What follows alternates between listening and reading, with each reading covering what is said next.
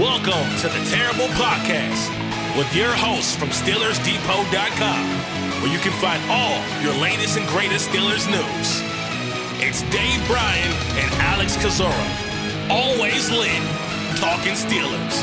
And now, here's Dave and Alex.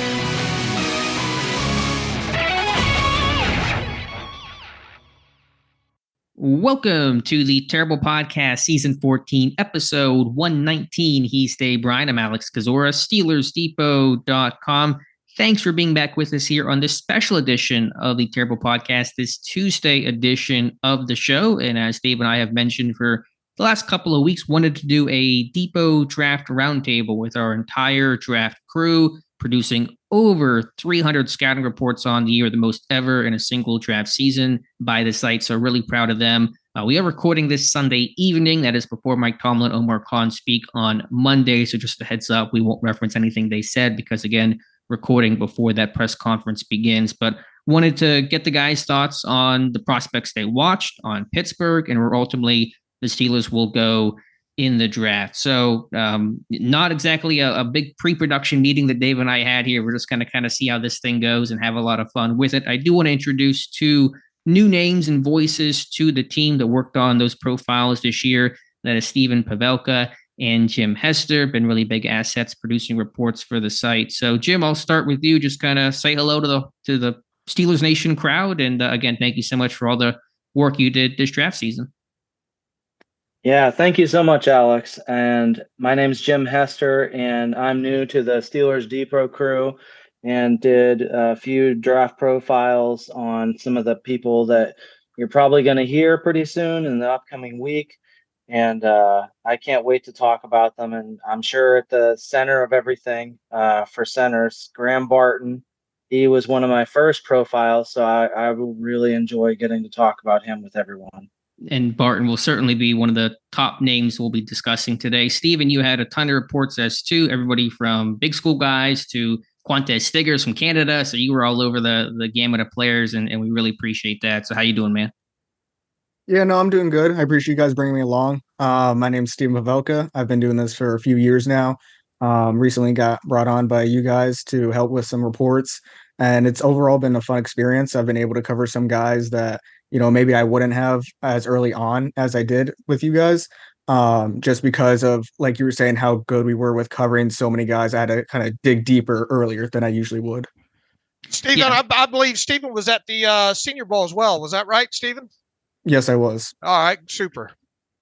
And then, of course, we won't do introductions for everybody, but some familiar names and voices: Tom Mead, Jonathan Heitritter, Ross McCorkle, Joe Clark, of course, David and myself, and Josh Carney. Some guys couldn't be here as well, but we appreciate their support. Ryan, Jonas, Scott Pavel, of course, doing his big board and some of those, mega deep dives. So I want to thank the entire Steelers Depot crew for their reports. But enough introductions here, Dave, in terms of getting things started. Today's show, we don't know how long it'd be. It could be a super mega long show, probably will be overall. But of course, as Jim kind of alluded to, the center, the focus is on center.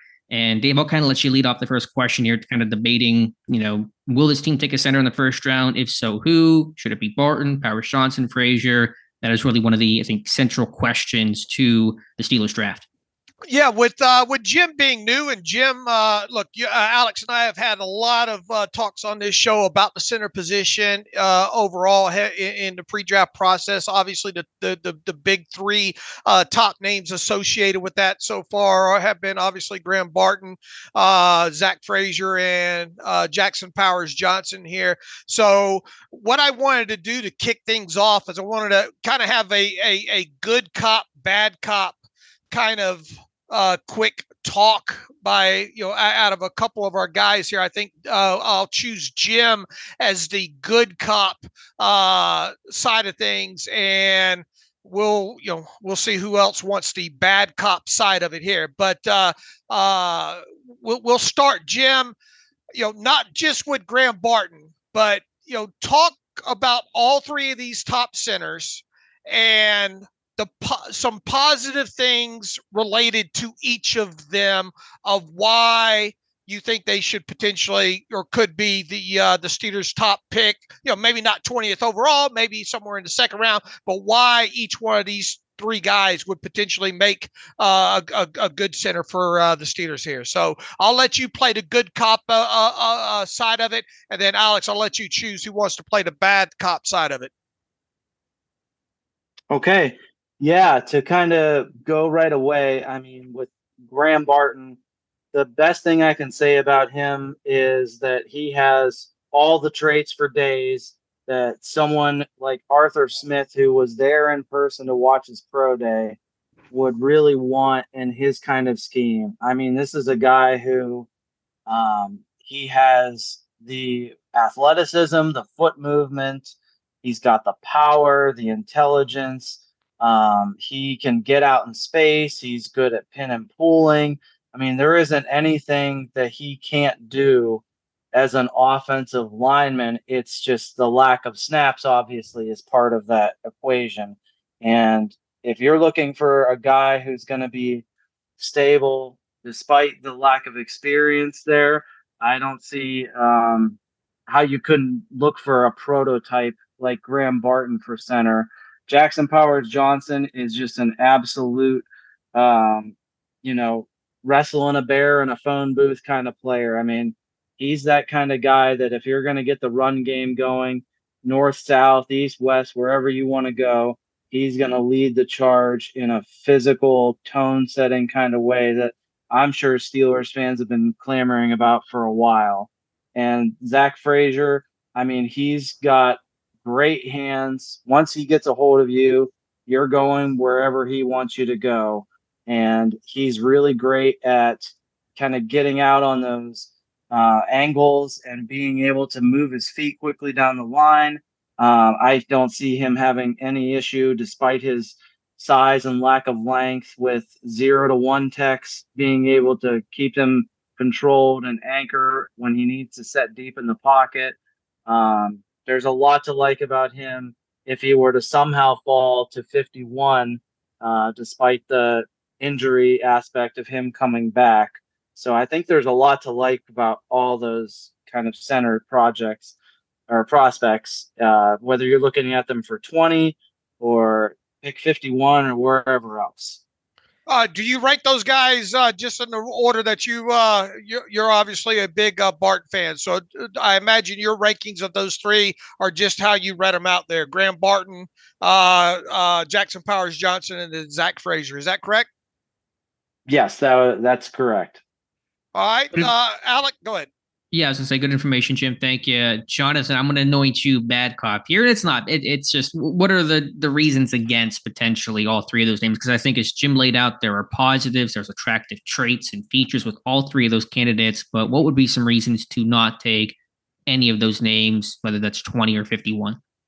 Yeah, I was kind of thinking about that when I was going through my final mock draft and just kind of looking at like some of those top guys. So I think, with Graham Barton, like I think as the athlete, like the athletic score that he posted was ridiculous, right? And I think that he's proven that he can play at center. I think the knock on him is that we haven't seen it since his freshman year at Duke.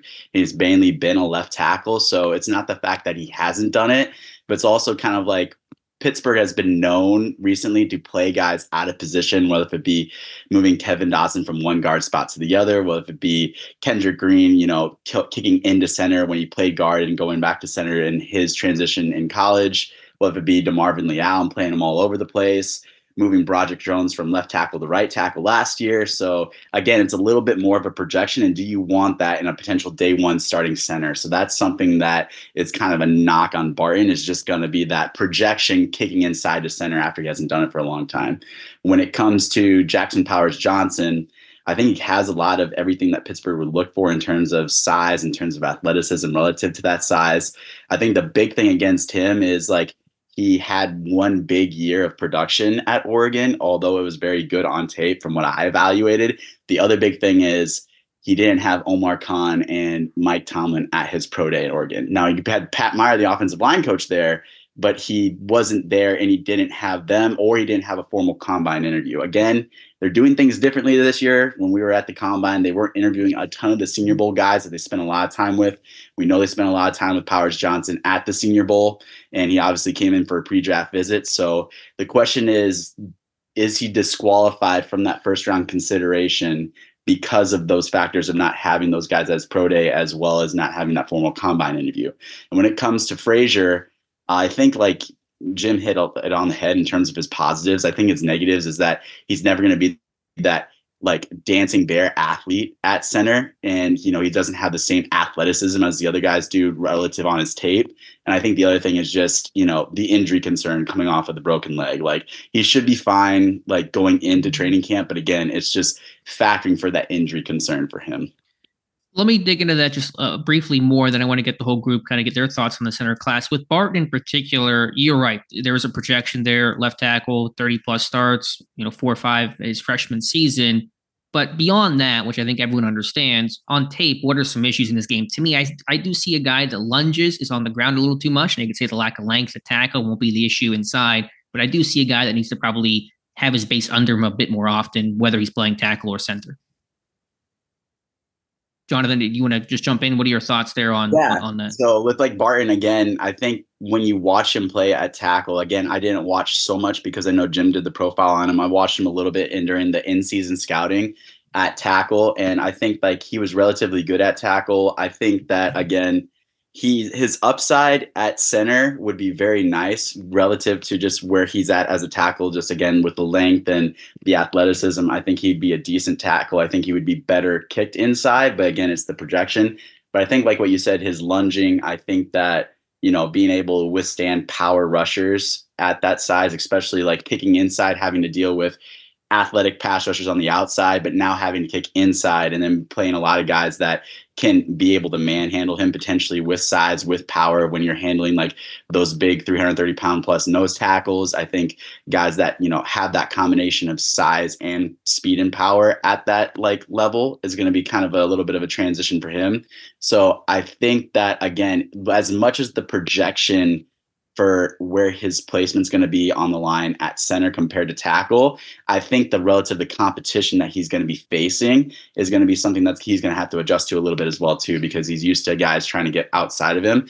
Whereas now he's going to have to deal with a lot more strength and power, where he's going to have to consistently show that anchor and being able to make all those blocks, being able to make double teams, and being able to climb to the second level, make all the calls from the center position.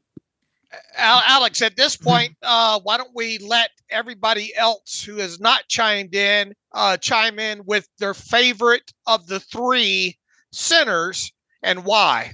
So each of them can take a shot at which of the 3 they like, which one of the 3 they really think the Steelers should highly consider, and some of the best things they like about that player.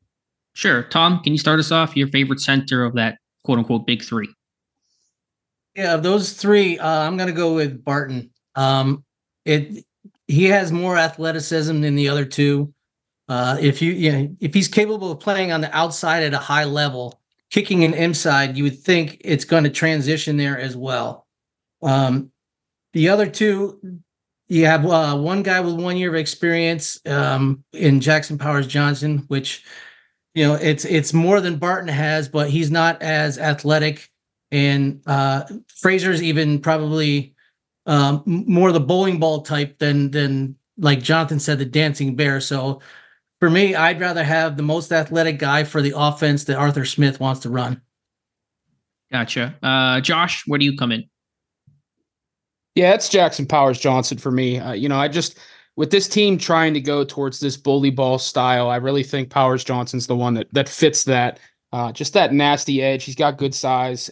The athleticism isn't, groundbreaking. It's not on Barton's level, but it's good enough. And you just can't teach that nasty streak that he has. And I think adding that guy to the center of the Steelers line with this identity that they're clearly going for, I think that's just a perfect fit from that standpoint. So he's the guy out of this class that I like the most at the center position, at least out of those 3 in Barton and Frazier. Joe, we got votes for Powers Johnson, votes for Barton. What do you come in at? Yeah, I'm a Barton guy as well. Like Tom said, he's just so athletic, and I really just getting him out in space, he can be a real weapon. I think he's going to kick it inside and be a really productive player at center, and I think that he is definitely the best of those 3 prospects. Gotcha. Ross, any love for Zach Frazier? Are you going Barton or Powers Johnson?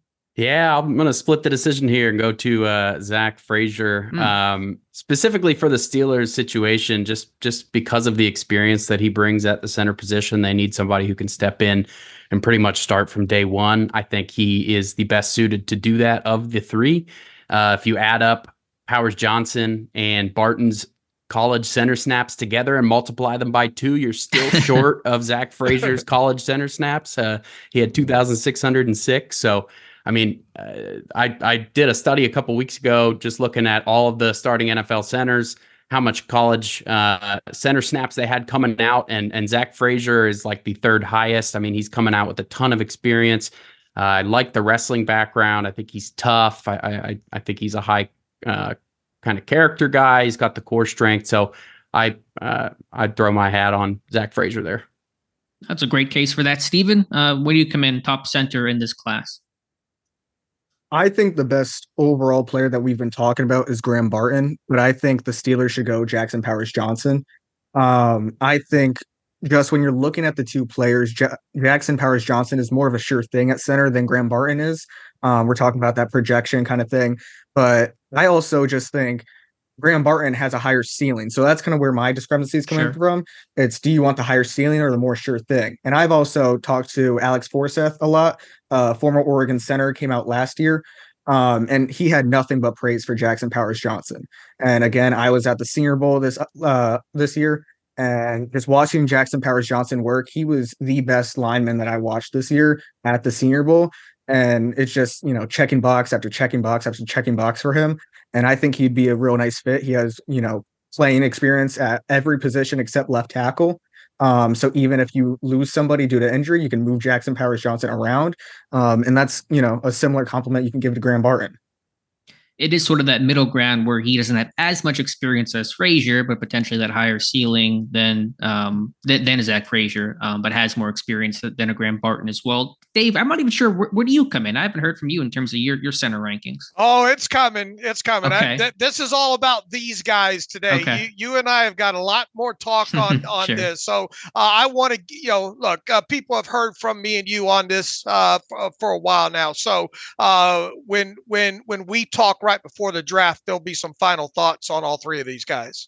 All right, good deal. Let's kind of stick with an O-line theme overall. And Josh and Ross, I want to start with you guys. Josh, I'll begin with you. In your mock drafts, and these were released a couple days ago by the time the podcast here airs, you guys both went Amarius Mims, a tackle from Georgia, over Graham Barton, over everyone else. And in some respect, while the draft is unpredictable, we don't, we're not in that building, it feels like it's going to be one of those two names, Graham Barton or Amarius Mims, from what they will do standpoint. So just curious to know your thoughts, why you both, and again, I'll start with Josh, went with Mims over Barton or any of the top centers.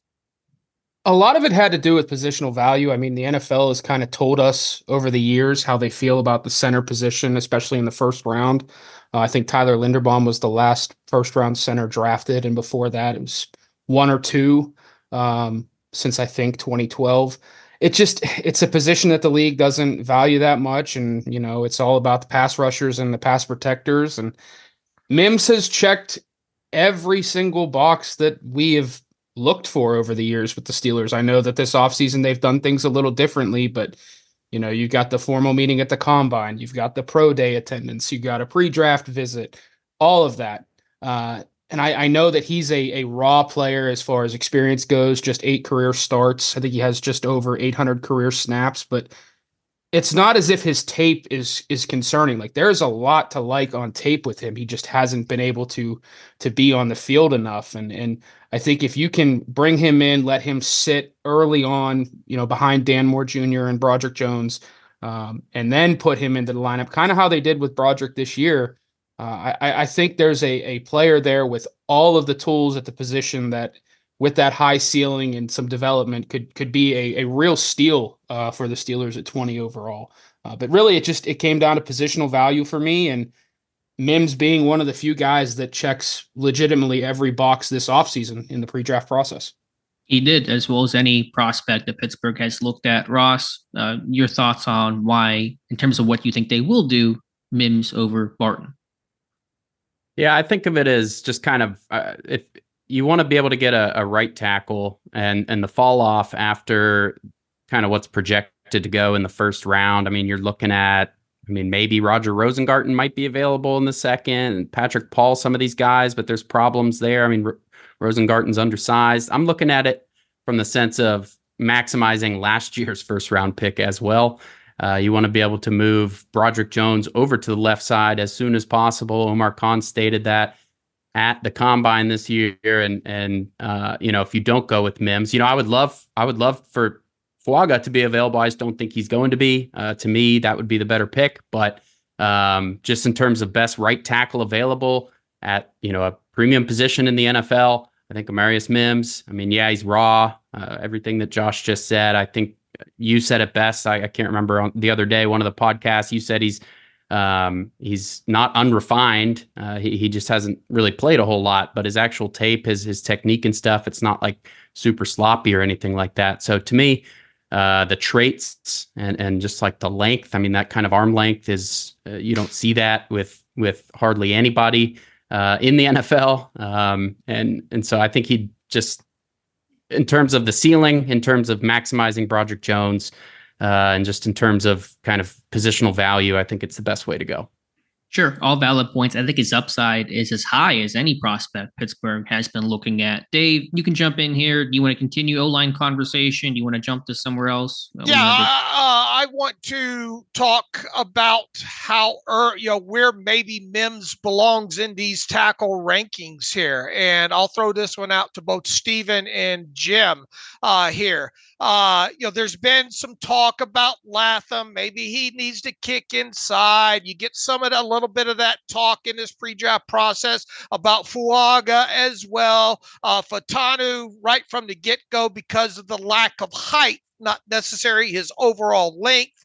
I think even Dane Brugler has him listed as a guard in his final ranking. So that talk has been there about him as well. Is there arguments to be made, basically, that Mims might be as high as the third best, maybe true tackle in this class behind, say, a Joel Alt or a Fashanu out of Penn State? Would either of you entertain that thoughts? Both of you give your thoughts, run down real quick, your thoughts on maybe the top 5 true tackles in this class. Jim, we'll start with you. Okay, so if I were giving my top 5 tackles, I would rank them as Alt, Fashanu, Fuaga, Latham, and Mims. And that would mostly be because I think Mims has a lot of the tape you want, and he's one of those Planet Theory guys like everybody's been talking about. There's only so many tackles that walk around with his skill set that look like Jonathan Ogden and kind of move like him. I'm not saying he's Jonathan Ogden, but he's got all the tools you look for. It's just a matter of developmentally putting that together. Latham, I can see the argument for pushing him inside to a degree, but man, when you guys get a guy who's 6'6", 340 pounds and can just absolutely bulldoze people and do what he wants on that right side, that's hard to pass up. Fuaga, I get the arm length concerns, but his movement skills really impressed me the more I watched him and read the profiles. His lateral agility, I get the concern, but I really like him a lot. And Fashanu, I think, is better as a run blocker than he's probably given credit for, and his pass protection skills are elite. And Joe Alt can do a lot of things really well, and he's another one of those Planet Theory guys that there's only so many built like him. So I would be okay with Mims if he is pick 20, and of the pick between him or Barton as far as the ceiling goes, it's hard not to see the higher ceiling with Mims just because he has those rare traits that you just don't find every draft cycle. All right, Steven, where do you come in on these top 5? And are you willing to put up an argument maybe that Mims maybe belongs in maybe the top 3 tackles in this class? Yeah, I mean, if we're looking at my top 5 tackles, Joe Olufashanu, Amarius Mims, J.C. Latham, and Fuaga. I really fell in love watching Amarius Mims, as well as J.C. Latham. Just the ceiling that these guys have is outstanding. Fuaga, I do think, has a high ceiling as well, but I don't think it's to the level that those two that I just named have. I think Fuaga is more of a surefire thing, and I think that any team would be welcoming him into their building. But I think the Steelers would really benefit from getting somebody like Amarius Mims, somebody that's also a Georgia prospect, somebody that I think really does have an argument. He's not that much higher than J.C. Latham in my rankings, but he has a top three argument to be made in this class. And it's a really stacked, loaded class where we could see 6 tackles go. There's these tweener guys between guard and center that you could also play at tackle, like we talked about Graham Barton and Troy Fuatu. But I think if you're just talking true tackles, Amarius Mims has shown in the limited sample size that he has that he's with these guys as well. All right, continuing to tackle talk for several of these other guests that we have.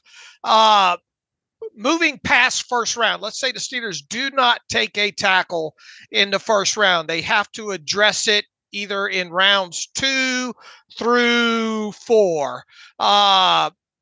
Each of you, as we go through this, each of you here, Alex and I have talked a lot about Roger Rosengarten out of Washington and Blake Fisher out of Notre Dame as 2 guys that really check those what the Steelers look for boxes. But there obviously are other names that probably could be included in these conversations. Whether or not they'll be on the board, especially getting past round 2, is a different story. But if they were not to address the tackle position in round 1, let's talk potential guys that could be a tackle selection in round 2 through 4. We'll start. Let's start with Tom on this. Okay, I'll throw out Javon Foster from Missouri. He's a guy that's he's got 41 starts in college, 39 on the left side and 2 on the right side. He's got good balance in his pass sets, and he sets up the arc well. He's got good core strength and a strong anchor. His mobility is very good for his size at 6'5.5", 309, and he's got 35-inch arms, which is, the Steelers love that kind of length. As a run blocker, he's got good snap quickness and is good mental processing. He uses good pad level and leg drive on the front side and on the back side. He's got the quickness to execute reach blocks. He's when climbing to the second level, he's solid at locating the defender and effective when contacting them. With all that experience, and he's got the good traits, plenty of athleticism to play on either side. He could come in as a swing tackle in year 1 if necessary, and if they let the left side go next year, he can climb in and play in either spot. So he's probably in that 4th round area, and if they wait that long, that's someone they could take a look at. All right, Josh, climb in here on someone 2nd through 4th round for tackle for the Steelers. I'll look at the 4th round. Penn State's Caden Wallace. That's a guy I've been really high on since the East-West Shrine Bowl. He really impressed me down there.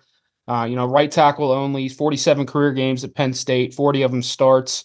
6'4", has good arm length. I just think that he's a guy that, even with all that experience, is starting to come into his own as a run blocker and pass protector.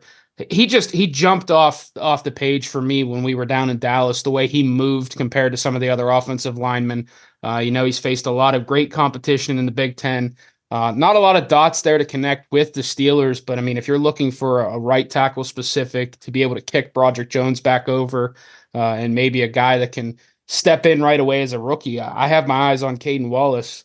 Just a really solid player overall, ton of experience, and good size, and just really, really impressed me. I can't emphasize that enough. Really impressed me down in Dallas. Jonathan. Yeah, I was thinking of 2 names here, like Patrick Paul, obviously left tackle from Houston. But if we're looking at more of a fit, I would probably say Tyler Guyton from Oklahoma. He's a very athletic right tackle. He has great size, great length, great athleticism. He came in for a pre-draft visit with the Steelers not too long ago.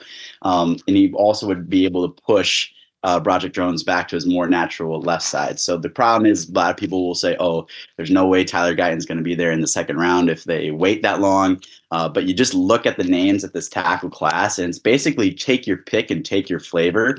I mean, right before in the consensus rankings, before you have Guyton, you have guys like obviously Alt, you have guys like Fashanu, you have Fuaga, you have Fontenot, you have Latham, you have Mims. And then potentially in that same round or that same bucket of Guyton, you're going to have like Patrick Paul, you're going to have Kingsley from BYU, you're going to have Jordan Morgan from Arizona. So it's just like pick your flavor. Some of these tackles are going to fall. So there's a good chance like guys like Blake Fisher are going to fall, Javon Foster's going to fall 3rd, 4th round. So there's a good chance that, potentially Tyler Guyton could fall into the early to mid 2nd round range unless we're expecting 7-8 tackles to go in the first. So it's not a high likelihood, but if we're looking, say, if they do take a Graham Barton or a Jackson Powers Johnson the 1st round and you're looking at tackles coming in, there's a good chance that, Guyton could be there within 5 to 10 picks of when Pittsburgh picks. So they could possibly be able to hit 2 birds with 1 stone on the offensive line with that. All right, Joe, what you got? Yeah, I'm going to go with another guy that also impressed me down in Dallas at the Shrine Bowl, even though he didn't play. And that's Matt Goncalves out of Pitt. He was one of the most active players just on the field, talking, cheering on his teammates. Really just a motivating guy. I think Josh had the chance to talk to him down there, and he talked about, just how much he would love to stay and play in Pittsburgh. And he was a team captain at Pitt. Something that really showed. And then obviously on the field, he's got really good pop, initial contact, can kind of knock guys back, good drive power. He's just somebody that I think could be maybe a 3rd or a 4th round pick, maybe not as high as a 2nd, but just a really positive person that it seems would be a great locker room fit and could be a pretty solid developmental tackle if the Steelers do decide to wait on that position in the draft. All right, Ross, bring us home. Yeah, I think Brandon Coleman out of TCU is an intriguing option to me. I know some people view him as a guard. He split his time between tackle and guard. He had some injury issues that he dealt with that I think if he wasn't dealing with those injuries in 2023, I think he'd be talked about in a lot higher regard. He's got, the size, his arm length is good. It's almost it's 34 and a half or something like that. So good overall length. I think he ran a 4.99 40. So he's an athletic. He's got the tools. He's kind of like a brawler type. He plays with an edge to him. He plays well out in space. I think he played mostly on the left side. So in terms of, getting a right tackle for the Steelers, I don't know how he projects there, but there is that other connection as well with, I believe it's his grandpa is friends with Mike Tomlin's dad or something like that. So you know how the Steelers love those kinds of connections, but I think Brandon Coleman could be kind of getting slept on just because his 2023 season was so hampered by injury. And obviously, we had, none of you guys talk about Roger Rosengarten and Blake Fisher for a reason, because we have, connected the dots so many times there. But is there any of you that do not believe that Rosengarten and or Fisher would be logical fits moving on into, 3rd, 4th round of this thing? I just worry about the run blocking. Is he going to be this mauler in the run game that Pittsburgh's looking for? I know he's athletic. He can fit some of that zone system. Which one, Fisher or? No. Well, I have concerns with Fisher, but I think Rosengarten in particular. I just wonder, is he going to be that real butt kicker in the run game that Pittsburgh needs to have? All right. Did we get everybody through there on tackles, Alex? Yeah, I think so. Yeah, Coleman, his dad actually grew up with Mike Tomlin. They went to high school together. And so that's the connection there. That's pretty cool overall. And Coleman has not even played a ton of football. He was playing basketball in Germany. He grew up in Germany, came back to the States, started playing football, I think, late in high school, and has really grown. One of my favorite prospects in this class. Dave, do you want to stick with O-line, or if not, I'm going to kind of switch this thing into a slightly different direction? Yeah, you can take, because I don't think if this team does address the guard specific position, it feels like it would be in the later rounds, correct? Yeah, I think so. Steven Jones. I'm watching Steven Jones in Morgan. I know Gart's not a big need. Somebody gave him a Ramon Foster comp, which I think is dead on. I had Nate Herbig, but I think Ramon Foster is a great comp for Steven Jones. I saw him watching Powers Johnson. But let me just kind of go through again. We produced so many reports this year, record number for the site. And Tom, I'll start with you. Of the guys that you specifically wrote the report on for the site, who is your favorite prospect, most intriguing prospect? Might not even be a fit or possibility for Pittsburgh, but just to kind of expand the conversation, give me one name that really stood out to you above all others. Not even necessarily your highest grade, but just like your favorite guy that you got to watch and write the report on.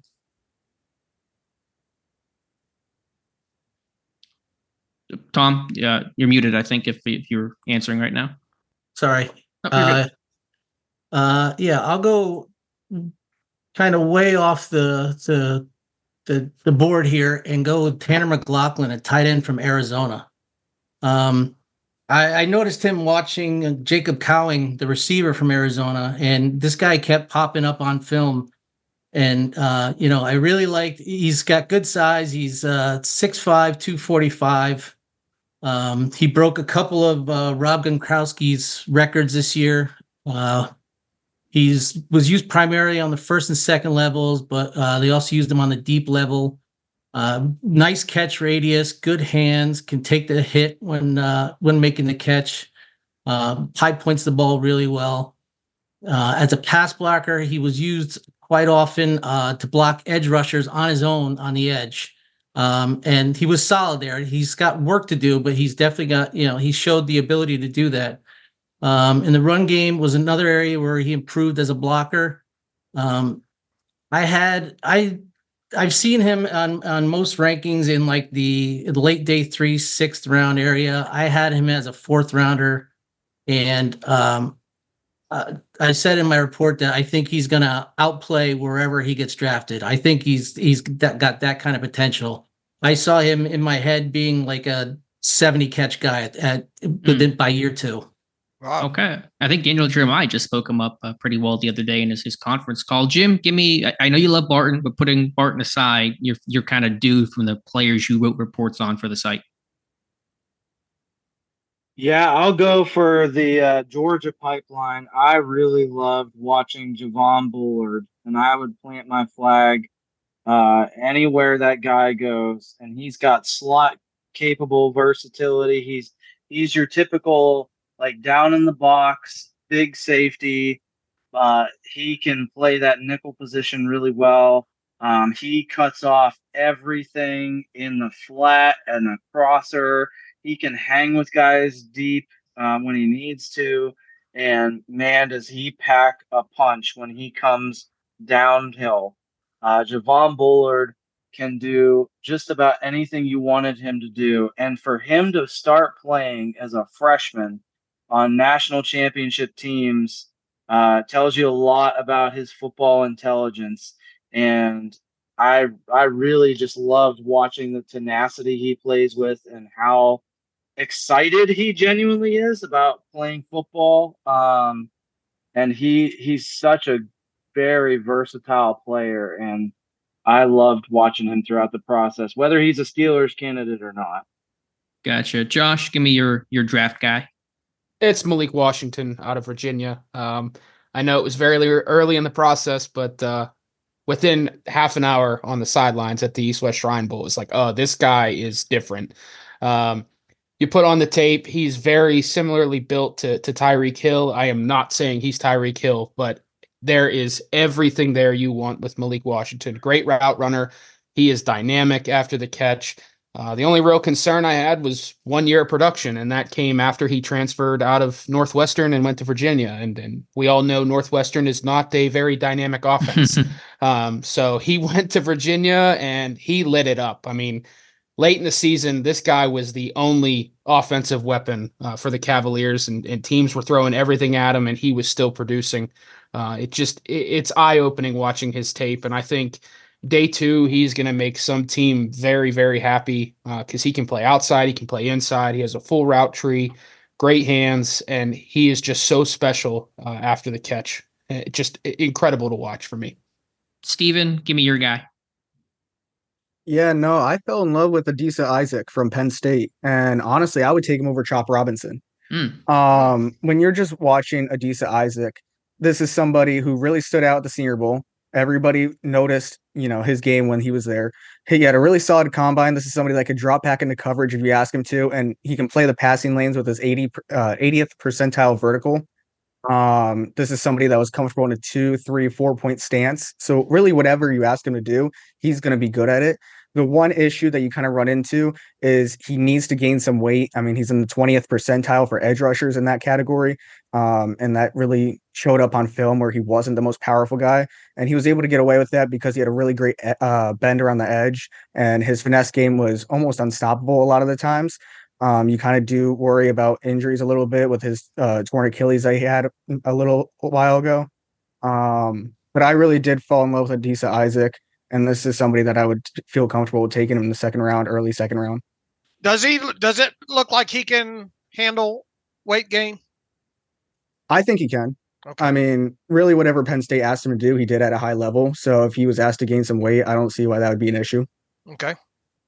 Joe, I know you didn't write as many reports as some others, but give me something on maybe Mason McCormick, who Pittsburgh brought in for a visit. I think he's a really interesting guy, just given the athleticism, the experience. But what was your read on McCormick? Yeah, McCormick first caught my eye down at the Shrine Bowl. He moved around the offensive line a little bit, and I think, he's getting some buzz now as a center, which I think is interesting. He's obviously played a lot of guard at South Dakota State and built a really strong program there. I really love what he does in pass protection.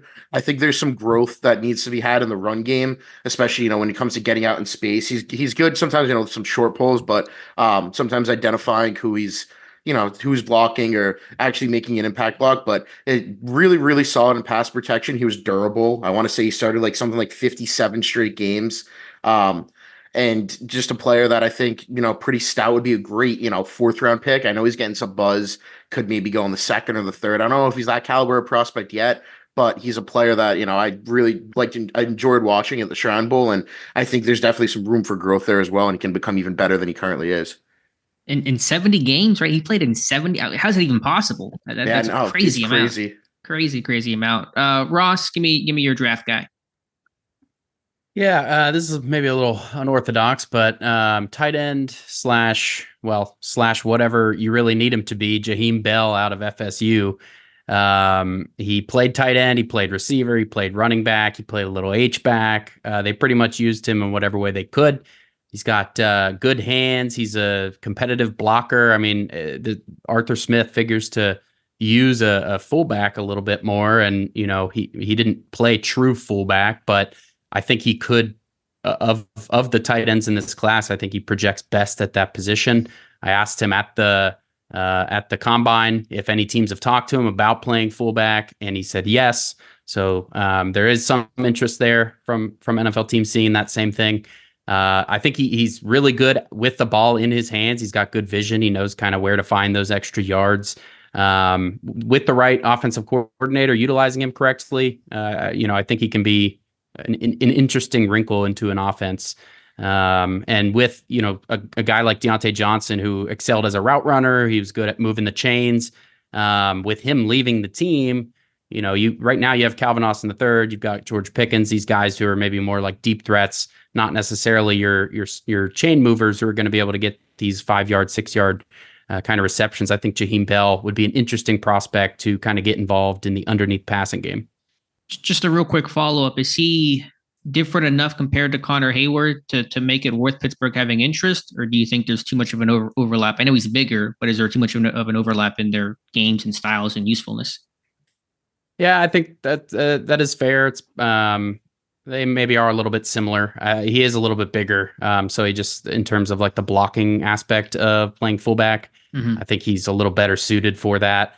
I do think he's a little bit better with the ball in his hands, a little more dynamic as a receiver. But yeah, that's a fair point. I know you were just giving your favorite guy overall, not necessarily tied to Pittsburgh, but it's a thought. We talk about fullback with Arthur Smith. They haven't brought in a fullback. Could they do Hayward, Coletto, maybe? But I thought Bell's a name you've talked about a lot. To round things out, the man who has written more scouting reports than anybody else here, Jonathan Heitritter, with almost 70 of them. Give me your draft guy. Yeah, so going through it, like my favorite position to watch is either wide receivers or edge rushers. And one thing that usually sits out with edge rushers is like how many pass rush moves they have in their arsenal. I don't think, at least this year and then in many years since, that I have seen as vast array of a pass rush arsenal as Javon Solomon from Troy. That guy's film was so much fun to watch. Talking to him at the combine and even seeing him at the Senior Bowl, he came off like undersized, 6'1", 246. So kind of like that James Harrison build, but you saw him on the field in Indianapolis. This dude is rocked up, kind of like Harrison, just big biceps, really stout legs. Like he's filled out, he's rocked up, like he's got the size. But then you also see like the other things that come into play with him is length. Like he has nearly 34-inch arms. He has like over 10-inch hands. So like he has some mitts for hands as well too. But you watch his pass rush, it is incredible how many moves this guy has. He has the cross chop, he has the two-hand swipe, he has the ghost, he has the inside swim, he has the dip rip, he has the push pull. He can just work with straight power. He can win with speed around the corner. Like you're going through his tape on games and he has like at least 8 to 10 wins around the corner in each game. Like, you know, sometimes when you're scouting players, you're like, oh, he got 2 to 3 wins in this game, right? No, it was a regular thing for him. Like he continually flashes on tape and he was doing it against small people within the Sun Belt as well as the bigger opponents that they were playing. So with him, I see a guy that he's a pretty good athlete. He's not like freaky athletic and he's getting projected as like probably a 4th, 5th round pick right now. But the thing that's going to be knocked about him is his size, but his pass rush repertoire is going to get him on the field and he's going to get production. I compared him to James Houston coming out. He was a former Florida guy that went to Jackson State. He had like 8 sacks in like half a season or whatever before last year. I think he tore his Achilles at the game 1 or game 2 of the season, but he just produces sacks in droves. Gave me a little bit of that like Harrison Elvis Doomerville. Yeah, that's a name from a while back that was kind of undersized. I think whoever's going to get this guy, the Steelers had an informal interview with him at the combine, talked a lot about his like interaction with Tomlin or like at the Senior Bowl, but whoever's going to get him is going to get a really good pass rusher. And it might be like a Nick Herbig situation where, you know, because he's undersized, he might not have a starting role right away, but the time he does get on the field, he's going to be extremely effective. No, I love that. And yeah, Solomon talked about having a great conversation with Tomlin. I think it was at the Senior Bowl and just a great kind of moment that those two had. And so you almost wish Pittsburgh had a need at edge rusher, but probably not something they'll address where Solomon will go. Great answers overall, great information. Dave, I'll pass the baton to you. Anything you want to ask the group here? Yeah, let's go down the wide receiver rabbit hole now. This team obviously could use a wide receiver in this draft. They could obviously use a wide receiver earlier rather than later in this draft.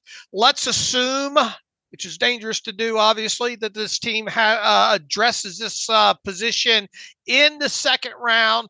And, what I want each one of you to do is tell me 2 guys in this class that you're pounding the table for the Steelers to draft in the second round. Now, I obviously know a couple of these guys that might get mentioned here. You'll get the he won't be there talk, but within reason, even if they had to trade up a little bit in the second round, I want and I understand a couple of you guys are probably going to double up on some of these guys, but explain the reasoning why as quickly as you can with each one of these guys. But I think we'll start with Jim. Jim, tell me 2 wide receivers potentially available to the Steelers in the second round that you think the team should pound the table for. Well, the first guy I'll talk about is Ricky Pearsall. I mean, the guy can do just about anything you want on the football field, and I think he quelled the concerns of the vertical threat argument against him and the lack of long speed at the combine. But, I mean, that guy is tough. He catches everything. He is a crisp route runner, and he is going to be a quarterback, especially like Russell Wilson and, maybe Justin Fields in the future. A guy who's very reliable and, can be a quarterback's best friend, whether it's short, intermediate, or, deep routes. The other guy I think that I would pound the table for is Malachi Corley. That guy is an absolute pit bull running back when he gets the ball in the short space, and he can go with it. And a guy like Arthur Smith, I can't see a tape that he watched with Malachi Corley that he didn't get excited about, and a guy who I would really pound the table for. Again, just a guy who's going to be able to give the Steelers a component to their offense that they haven't had in a long time. Okay, let's move on now to Steven. Two guys you think the Steelers should pound the table for in the second round as a receiver. Yeah, I think one of the guys that I really fell in love with was Jalen McMillan from Washington. This is somebody, when watching him, I kind of felt like it was a Tyler Boyd kind of guy. And I think when you're watching the Steelers depth chart right now, they don't have that guy that's this really great route runner.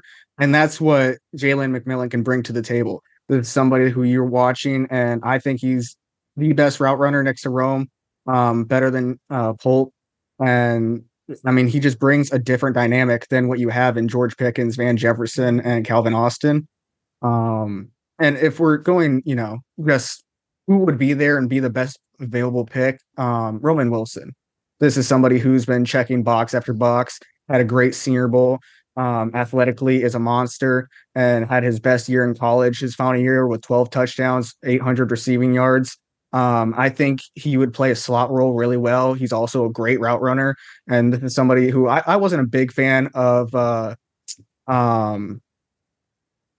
Calvin Austin. I wasn't a big fan of Calvin Austin coming out. I think Roman Wilson is a better route runner, and great hands, and that's kind of the role I see him playing. Joe. Yeah, so I'm going to take one of Steven's guys and one of Jim's guys. So I am a huge Roman Wilson fan. He got a lot better as a pass catcher this past season. When the play extends, he's just a guy that, he makes things happen. I think he's an impressive route runner. He really kind of helped that Michigan passing offense tick. A lot of the games that I watched them play, he was just one of those guys that really stood out. And I think, from what we learned from the Senior Bowl is that the Steelers really like him as well. And then I love Malachi Corley, even though, he's only 5'11", he plays a lot stronger than that. A lot of speed. He makes defenders miss. He's going to be a great yak guy. The Steelers, obviously, that was an issue for them in the past. Receivers weren't generating stuff after the catch last couple of years, and I think Corley would really fix that and give them kind of a potential explosive option. So I know maybe the second, a little bit early, he's kind of his stocks fluctuated a little bit, but he's a guy that I really like, and I think would be a solid pick in that spot. Ross. Yeah, I think just kind of the theme of last year with the receivers. I mean, Pickens obviously can block, but the effort stuff, and then Deontay Johnson, sometimes the effort stuff as well. So both of my guys kind of put a premium on the effort involved with blocking. So Ricky Pearsall, he might not be the most effective blocker, but he is going to try 100% of the time. He fits into the blocks well. He just maybe doesn't sustain those blocks all that well. Beyond that, like Jim was talking about earlier, my biggest concern when I did his scouting report was, does he have that long speed? He answered that question, obviously, at the combine. Now, there is an argument to be made. Why wasn't it showing up on the tape? He maybe doesn't maximize that speed, but he has the great hands. He can do pretty much anything you need him to do on the field. And same with Roman Wilson. I think I heard in an interview with him recently, he said something that stuck with me. And he said at Michigan, the motto was no block, no rock. So you better be blocking out there, giving it your all, or you're not going to get the ball in our offense. And I like that mentality. I think that mentality needs to come back to Pittsburgh, especially with the offense figuring to kind of center around the run game a little bit more. Getting these guys who can help turn maybe, 6-yard runs into 15 or 20-yard runs.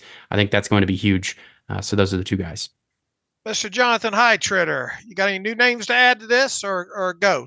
Give us two. So I'll go with the new name. And again, it's one of those, will he be there? He may not be there. And that's Ladd McConkey, right? He's kind of that guy that seems too early for 20, but then also too late for 51. But you look at the wide receiver class. I mean, class is stacked. Pick your flavor, different shapes, different sizes, different speeds, different talents that they bring to the table. And Ladd is a guy that, he's not super undersized, but he is a little shorter. So does he get pegged as like a slot only receiver by some teams? Do other teams take bigger, faster bigger receivers that, are more prototypical as outside receivers over him? Again, he kind of brings everything you want in terms of speed, in terms of nuanced route running. I mean, at the Senior Bowl, him and Roman Wilson were just shaking guys out of their cleats. I mean, it was like Quinyon Mitchell and the top defensive backs were having a tough time governing these guys all week long. I think that he's a guy that if you had his skill set complement Pickens, both as former Georgia Bulldogs, I think that would be a great replacement and probably maybe an upgrade in the future over a guy like Deontay Johnson. If you're looking for a guy that's also been said multiple times, I really jumped on the Malachi Corley hype train before or right around Mobile, around the Senior Bowl time. And then after that, I kind of jumped on his profile. And the dude is literally the closest thing to Deebo Samuel we've seen come out since he came out of South Carolina. Like, he's around the exact same size, same athleticism. Dude's built like a running back. He is a yak king when it comes with the balls in his hands. And the more I kind of looked into it and the more that I see like the similarities of what Arthur Smith looks for in his offense, like that size, that yak ability, he's a better route runner than people give him credit for. And he showed that in his one-on-ones at the Senior Bowl. It also gives a little bit of A.J. Brown vibes, who also played underneath Arthur Smith in Tennessee. So we also look at the wide receiver coach. He was at Texas and he was also at Western Kentucky, which I think were his only 2 pro day visits that he went to. So if you're not expecting Xavier Worthy or Adonai Mitchell to be there in the second round, there's a good chance that Malachi Corley, he went in for a pre-draft visit. The wide receivers coach was as pro day. Well, there's a lot of box checking about him being that day 2 guy for Pittsburgh. Brother Tom Mead, what you got? Yeah, I'll keep it short because both guys have been mentioned, but it's Ladd McConkey and Roman Wilson, and they're both for the same reason. They're both good route runners. They both can create separation. They both have good hands. They both can create after the catch. And when you need a big play, both of these guys did it for their team when they needed it. So the Steelers don't have anybody on the roster right now that can do that kind of thing at the receiver. So it's one of those 2 guys. All right, have we hit everybody, Alex? Josh, you mentioned your names, right? Josh? No, I haven't. Okay. I'm surprised this name has not been mentioned. I fully expected him to be brought up. But Xavier Legette out of South Carolina, I know I've seen some people say he's a first rounder. I've seen, 3rd, 4th round. But this guy, there's a lot of DK Metcalf to him. I mean, just a big physical guy. He's really good after the catch. Had a bit of a tough upbringing, but I've read some things where he is one of the most coachable players that South Carolina has had in recent years. Never missed a practice at South Carolina. Just feels like that guy that could come in and be that cultural, tone setter under Zach Azzanni. I really like him. And then again, I know that I mocked Ricky Pearsall to the Steelers in my final mock, but Roman Wilson, it just feels like a really good fit. Ross brought up the no block, no rock. It's perfect. And it reminds me of kind of like the Hines Ward era. Like you have to block to, be rewarded. And that was how it was at Michigan. And I think that's what the Steelers need at the position here moving forward. So those 2 are the names that I have circled here in the second round. All right. Jim and Josh, I know you guys have to take off here in a minute or 2, so I just wanted to thank you guys for all the tremendous draft coverage, the scouting reports, the analysis, and of course joining us today. So Josh, I'll start with you. Of course, we'll have you on, I'm sure. Well, all you guys on after the draft in some form or fashion, but thank you, man. Yeah, thank you guys. Really appreciate it. It's Christmas is just a few days away for us. It's hard to believe that it's almost here because it feels like this off season has flown by in the span of a week, but it's been a lot of fun. I'm blessed to be able to do this with you guys. And here's to many more years with it. Likewise, Jim, I know you're new to the site, but I think you quickly became a familiar face. You had a ton of reports this year, always consistent, always somebody that we could depend on. So want to thank you as well. Yeah, thank you and Dave for the opportunity to write for the site. And I love being able to hear everybody's kind of philosophical and team building stories and observations and what you guys think about the Steelers and being able to talk with everybody. It's just been really a great experience ever since I joined the team. So thank you guys. Yeah, thank you, Jim. Take care, man. Again, we'll hopefully have you on at some point after the picks are in to get your reaction to the names that Pittsburgh actually selects. I want to take a broader view to Pittsburgh's, what I think they have is a current draft dilemma. And Dave and I have discussed this plenty. I think it's one of the most interesting big picture things to look at. They got 4 picks in the top 3 rounds, 1 in the first, 1 in the second, 2 in the third. But I really identify and even kind of trying to, I spread this out even more, but 5 areas to address: center, offensive tackle, D-line, corner, and really that could apply to slot and outside corner and wide receiver. So 5 needs, 4 picks. My question to you guys, and Jonathan, I'll start with you. Which one doesn't get selected? Assuming they don't trade down, they just make the 4 picks they have. What position do you think they don't target of those 5 needs I just outlined? It's a very good question. The way I went about it in my mock draft that's going to go up tomorrow, I had it where I had them wait. I think it was like on tackle until the 4th round. One, because I had them go in a different position, different way when it came to the first overall for their first round pick. And then just based off of like the players that were there and the value that was there, I just saw like tackle being a person that would fall to the 4th round in terms of a guy that they could possibly bring in and be that swing tackle and potentially develop either to push Dan Moore for the starting job next year or this year, or potentially replace him and allow like Broderick Jones to move back to left tackle. And this new tackle could possibly start in 2025. So I ended up looking at center. Like that's what made my pick in round 1, was just like looking at it because I wanted Amarius Mims so bad for all the reasons that everyone else has him. Mm-hmm. But just knowing that dire need at center, like when the Steelers are normally going into a draft and they kind of have all of their like positions hit. And again, we could see what happens in the next week, but based off of that huge need, I just feel like they're going to have to like push themselves to take a center in round 1, despite passing on one in the first round, and then feeling like they got to try and make a trade up in the second to try and get one. So I think that that's where I got my reasoning behind it. And then you look at like wide receiver, I think that that's just proven to be a sweet spot for them in day 2. I think they're going to find great value there.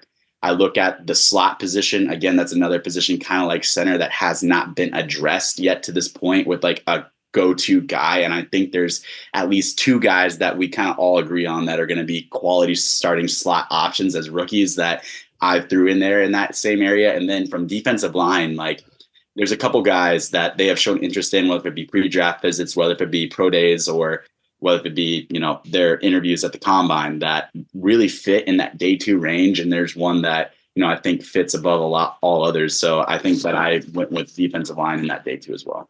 And by the time this podcast airs, your mock will already be up. What tackle did you go with in the 4th round? Who'd you land on? I went with Blake Fisher, the tackle from Notre Dame. So with Blake Fisher, I just figured like all these other tackles are going to push him down the board. And he's a guy that has had a lot of interest shown in him by Pittsburgh. So it's going to be kind of like that Dan Moore situation where he gets drafted in that same round range as a rookie. I know you compared him to Dan Moore in your scouting report. So one of those things where he could like maybe be the swing tackle as a rookie and maybe push Dan Moore for a starting spot if he has that opportunity to, and maybe move Broderick Jones to more natural left side. Fisher can step in on right side. Again, that's kind of like up in the air, but Dan Moore is a proven starter. Whereas like when it comes to slot corner, when it comes to center, they don't have like guys at those positions, and you just have weaknesses on defensive line with Cam Hayward getting older. So you want to address that position, as well as with receiver. You trade away Deontay Johnson, you cut Allen Robinson. You need more guys there. So that's why I went with that pick in the 4th round. So in other words, defensive line is the one that you pushed, had to get set aside of the 5 out of 4 picks, right? It was offensive tackle. I ended up addressing defensive line with their 2nd round pick. With, so okay, all right, gotcha. Steven, what position do you think short end of the stick here is not part of that day 1, day 2 group? Yeah, I think it almost has to be defensive line in my opinion. I think Dan Moore is somebody that I personally just don't trust anymore. This is somebody that's shown flashes, but it's just the inconsistency is too much for me. And this tackle class is so good that you have to take one of these guys day 2, I think, if not day 1. And I just think defensive line, if you're looking at the needs, it's the last one on the totem pole. Center's up there, tackles obviously up there. And I just don't think defensive line is really as big of a need as those are. Gotcha. Tom, your thoughts?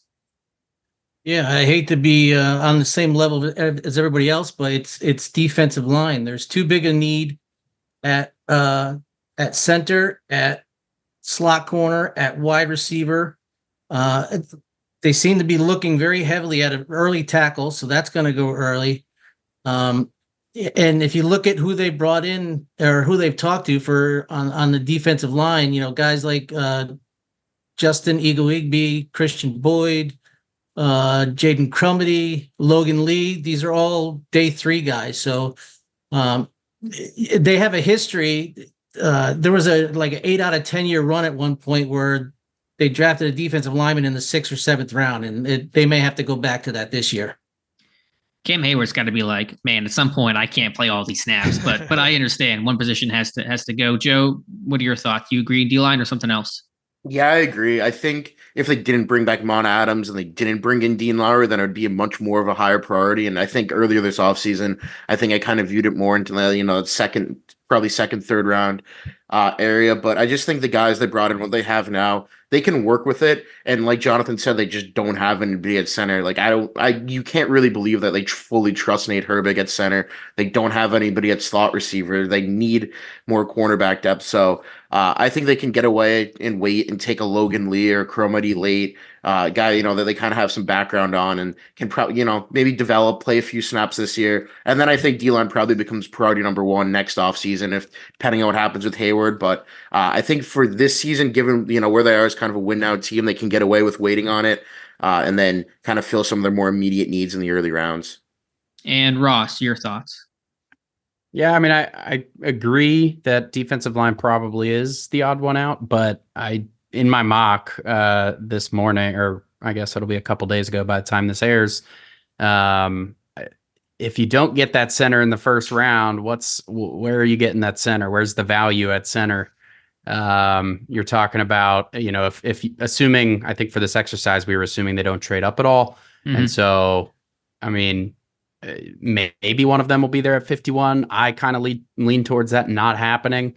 And then in the third round, the value there, I mean, you're looking at Van Pran Granger, and I mean, there's just not a whole lot in terms of value in the third round at center. So if they do happen to go at the tackle in the first round and hope for a center in the second, and assuming again that there's no trade up, center, I think, could be a sneaky thing. I mean, they've prepared for that possibility with bringing in guys like Norzad and bringing in guys like McCormick. Some of these later round or mid round rather options, like 4th round kind of sweet spot for those guys. So I think there is at least a possibility that happens, but I would agree defensive line's probably the most likely. I'll make the case for slot corner just because you got Patrick Peterson sitting out there and Chandon Sullivan. I know they're not the most enticing options, but they are free agents you can sign day after the draft, essentially, and plug that hole well enough to get you through the season. And so I think you have that as an option as opposed to there really aren't the veteran receivers or centers or other defensive linemen you could go out there and add. So, yeah, point taken on D-line. They have shown a lot of interest in day 3 guys, as Tom said, but I wonder about slot corner, too. I just wonder if that's kind of their emergency plan. We'll just call up Pat Pete and sign into a 1-year deal and get through the season. Dave? Let's continue down the slot corner path here. Alex and I have talked quite a bit about the need and potential fits in there. The names that usually come up when we're talking about the Steelers, especially if we're talking about, say, a day 2 pick, probably 3rd round, maybe 2nd round. The names that we've talked constantly about are Andrew Phillips out of Kentucky, Max Melton out of Rutgers, obviously a favorite of mine in this draft, Mike Sainristil out of Michigan. Those, I want to steer away from those guys, but because we have talked so much about them, I want one name out of the rest of the panel here of guys that could potentially be that guy, maybe not necessarily in the 3rd round if they didn't get one of these guys. And on top of that, discussion though with Mike Sainristil. This is going to be an interesting case study here because he is 5'9" and 3/8. And I dare any of you to name me a cornerback that has been drafted in at least, how far did I go back here? Since 2017 that has come off the board in the first 83 picks of a draft that measured in, under 5'10", if you will. So look, his tape is fantastic. I think all of us know what his potential is, but there are going to be, I think Dane Brugler pointed this out in his draft guide. There are some teams that are just going to pull him off the board probably because of that height, or at least wait until later there. So I want thoughts on potential fits for the Steelers, a slot corner, not named Sainristil, not named Andrew Phillips, not named Max Melton. And then the second part of your quick thought here is, give me a good reason why Sainristil will go in before the Steelers picking at what is it, 83 overall? 84 overall. Sorry. Yeah. Go ahead, Jonathan. Yeah, I can jump on this. So everyone knows my love for Sainristil just because he's a Michigan man. Like, he was one of the favorite people that my cousin Phil Johnson, who's the head athletic trainer, he likes. But I can get to that part of the question later.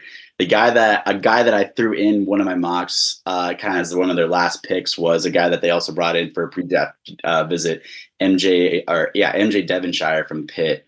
I think he's a guy that he played a lot on the outside for Pitt, but just kind of knowing his skill set. He is a quality run defender. He likes to come downhill. He's a physical. He's also physical with press man coverage, but he also tends to get a little grabby at times. His athleticism isn't bad, but he also doesn't have that great long speed. So he's that guy that can be inside, outside versatile. So I could see him as that guy that Pittsburgh drafts a little bit later. Say if they either don't get a Sainristil or a Max Melton or Andrew Phillips and they draft him later, or say they maybe get one of those guys and they want to have someone that can be inside, outside versatile and just add more depth to their cornerback room, which is pretty depleted of depth at this point. I think MJ Devonshire would be a guy that they could target probably somewhere on day 3 for that spot. And then when it comes to Sainristil, I've debated this as well too, because you look at say the consensus big board for mock draft database, which a lot of people reference, and they have him as this guy in 49th overall, so going so squarely in the second round. And his testing was solid, but you look at his play, and I did his report, there are issues where he isn't very tight in coverage. He doesn't have it where he's staying in the back pocket of receivers all the time in man-to-man. He's pretty solid in zone, being able to play the ball in front of him and being able to read and react, but his coverage skills can be a little bit better. It's kind of similar to Mike Hilton when he first started out. I think he improved as a coverage defender, but you got him for everything else that he does as a quality run defender in the slot at the nickel position, a quality blitzer. Sainristil does all those things well. So I think that his skill set and what he brings to the table is probably worth more of a third-round pick, especially for those more prototypical outside corners. And just kind of Sainristil is going to be projected squarely as a slot only guy. So I think he will fall into the third round. I projected him in the third round for my pick for my mock draft that I did with him. But when you look at other guys historically that have been around that size in the past that went in the top 80 picks, one name that came to mind was Jair Alexander from Louisville. He was a little bit shorter. He was 5'10" and 1/4, so he was above that 5'9" threshold. But again, he was shorter, but he was very experienced and very, very athletic and was very shifty and twitchy coming out. So he could definitely match up with outside receivers a lot better than Sainristil. But I do think Sainristil falls into the third round, and unless he becomes a Raven, because the Ravens always get the guys that we always want the most. So unless he goes there, I think there's a good chance that Sainristil ends up being a Steeler. Okay, who wants to go next? Ross? Yeah, one guy who he's kind of also played outside and inside, and this is a later round guy, but Florida State's Jerrion Jones. He's a plus athlete. He ran a 4.38. The secondary desperately needs some of that speed injected into it. I think his vertical was up close to 40, so he's explosive. I think he bites a little bit too much, and he's a little undisciplined at times, but he can, click click and close, come downhill quickly, kind of tackle, swing passes and stuff behind the line of scrimmage, that kind of thing. Honestly, I hadn't done a ton of looking at the slot class outside of those top 3 guys, but over the last week or so, putting together my last mock, Jerrion Jones is a guy who I was considering kind of in that maybe the first of the 6th round picks or something like that. Tom, your turn. And I think you even did a profile on a guy Alex and I talked a little bit about on a show, I think a couple of days ago, Jarvis Brownlee. Talk about him a little bit, a couple other slot options, not named Melton, Phillips, or Sainristil, and what are your thoughts on how polarizing or not polarizing the Michigan slot corner is? Yeah, I heard you guys talk about Brownlee the other day, and if there's one word to describe him, it's physical. He's probably up in somebody's face right now, wherever he is. He's 5'10" and 3/8, 194, 4.51 speed. He played on the boundary in college and sometimes in the slot as well. But like I said, he wants to get up and jam. He's going to body receivers for the 10, 15 yards downfield. He's got no fear when it comes to tackling. There was plays where he would shift basically to a linebacker spot, and he's able to get low and wide quickly to go around offensive tackles or offensive linemen and make the stop on the running back. He'd be a perfect candidate for the new kickoff rules as well as a coverage guy there. But he's gonna get in your face, and he might be somebody you have to say whoa to every once in a while, but I think he would definitely be a good fit. Another guy that I think you guys mentioned the other day as well was Elijah Jones from Boston College. He's probably more of an outside guy, but could play in the slot. I think we can get a good scouting report from somebody that goes to that school that Mike Tomlin knows. 6'1.5", 185, 4.44 speed. Very disruptive, 36 pass breakups. But I like the way he plays. He's an easy runner. The one caveat that might be bad of him playing in the slot is his run defense. There were some plays where he chose not to get involved, and that was disheartening to see. But then I watched the Florida State game, and he had 4 tackles in the run game in the first quarter. So it's kind of a want to with him. So, he might be someone that might be in that middle 4th, 5th round range that if they don't find someone earlier, they can get there. And with Sainristil, the name that came to mind was LaMarcus Joyner. I thought he went pretty early to the Rams, and I thought he was kind of undersized. But all it takes is one team for him. I think the Twitter universe is much higher on him, and it's hard not to be because of the way he plays. But his size may, NFL teams may want somebody, bigger in that position, so that may kick him down a bit. All right, I think Joe's got to get out of here soon. So Joe, we'll go to you next. Yeah, so I like Brownlee a lot, but I'll throw another name out. Josh Newton out of TCU. He's probably, a 4th, 5th round pick, but he's played a lot of snaps. He's got good inside out versatility. Pretty physical, early within 5-10 yards. The one thing, his long speed's not great. He might get beat downfield, but if the Steelers do want to draft a slot corner and they don't address the position early, he's definitely a name to watch. I mean, I think he played over 4,000 snaps in college. So that's definitely one name to watch that hasn't been thrown out yet. And then as for Sainristil, like Tom said, I think it just takes one team. He's seemingly from, what I heard at the combine, he's got an infectious personality, and he's just a football player. Like, he's just one of those guys where he's just kind of a dog. He made a lot of plays on the field. So with kind of, greater emphasis on the slot position, I know Mike Tomlin kind of talked about finding athletes to play the position at the owners' meetings, and Sainristil definitely fits that bill. But, the size is definitely a concern, but I think one team's going to fall in love with him, and I really wouldn't be surprised if he ended up being a 2nd round pick. Who do we got? Steven, your turn. Yeah, I'll give you guys a new name. From Mizzou, Chris Abrams-Drain. This is somebody that has played less slot as he's been at Mizzou, but back in 2021, he primarily played slot, had 3 interceptions and 7 pass deflections. This is somebody who is going to get brought down for his athletic score. I mean, he kind of was not good at anything besides his speed, which he showed, his 10-yard split was in the 90th percentile. His 40-yard dash was in the 85th percentile. Running a 4.45. You're going to struggle, a little bit with his size. And not only that, he kind of was bad with his vertical and his broad jump, both being in the 36th percentile and the 22nd percentile. So those 50-50 balls are going to be a bit of an issue.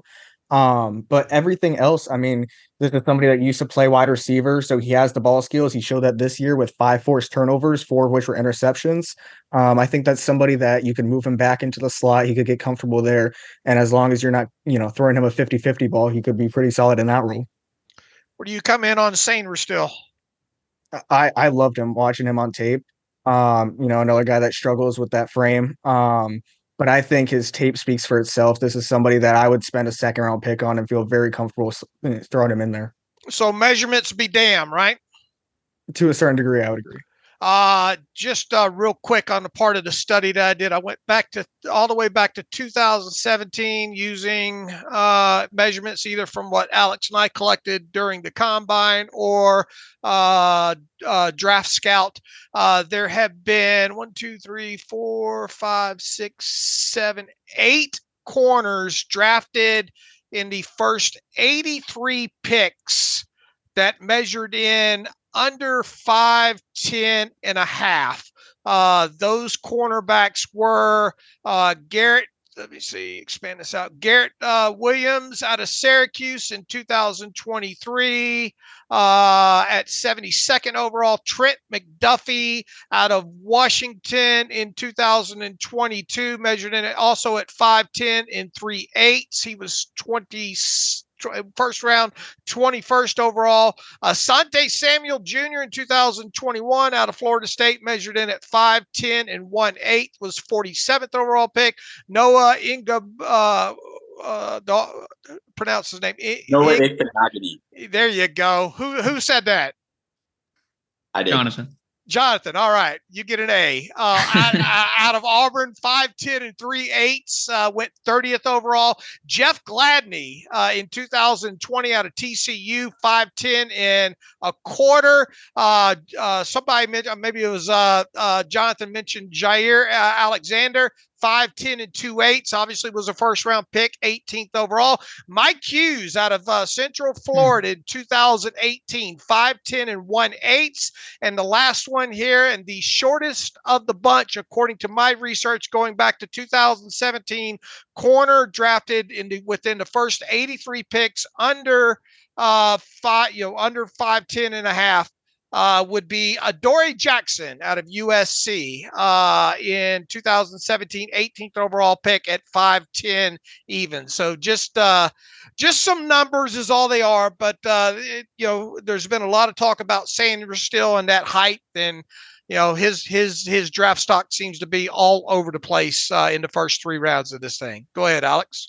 No, it's a really good, fair point and good context overall. I'd also just mention one more slot corner was brought in for a visit, technically local. He's a Penn Hills native, Daquan Hardy, who kind of feels like we have Mike Sanders still at home. Like he has that same prototype where he's got great ball skills, undersized, really athletic, questions about the overall frame, can do punt returns too, although probably wouldn't be a candidate in Pittsburgh. But I could see Hardy, if they had the plan of let's take Patrick Peterson and sign him the day after the draft, They draft Hardy in the 4th or 6th round and pair him with Peterson and do something like that. So we'll see on slot. Very interesting and very important because right now there is nothing that Pittsburgh has on that roster. I'm surprised nobody brought up Renardo Green either out of FSU. That's a guy that seems to be a little bit polarizing for some reason throughout this process. Yeah, I think it's one of Josh's guys. I think if Josh was here, he would have been definitely all over Renardo Green. Want to ask you guys a big picture here again, and again, recording this before Tomlin can speak on Monday. I can take a crack whenever they're inevitably asked about, are you open to trading at 20? They're going to say everything's on the table, and as it should be. But let me just ask you guys, the last time Pittsburgh traded down in the first round was 2001. Kevin Colbert almost never did it, barely traded down in any round. He didn't do it the last decade of his tenure. We saw Kahn trade down once last year. What are the odds that Pittsburgh trades down from pick 20? And are you in favor of that? Ross, I'll start with you. Your thoughts on the idea of trading down in the first round? Yeah, I am more in favor of trading up. Okay. To be honest, for grabbing like one of those, like a Fuaga or a Latham if they're there. Trading down, I mean, it just really depends what you'd get in return and whether all of that was going to be in return, this year, or if a team's going to try and give you some of that compensation next year. I wouldn't be into that. But yeah, I'm generally not a huge fan of trading down. Okay. And again, I know there's so many variables and who's on the board and what are the offers, but just the overall idea of it. Tom, I'll go to you. Your thoughts. Are you even open to the idea of trading down, or do you want to sit there at 20? I'm always open to the idea to trade up, down, wherever you want to go. Definitely. All right. Omar Khan over here. But no. Point taken. Jonathan, what do you think?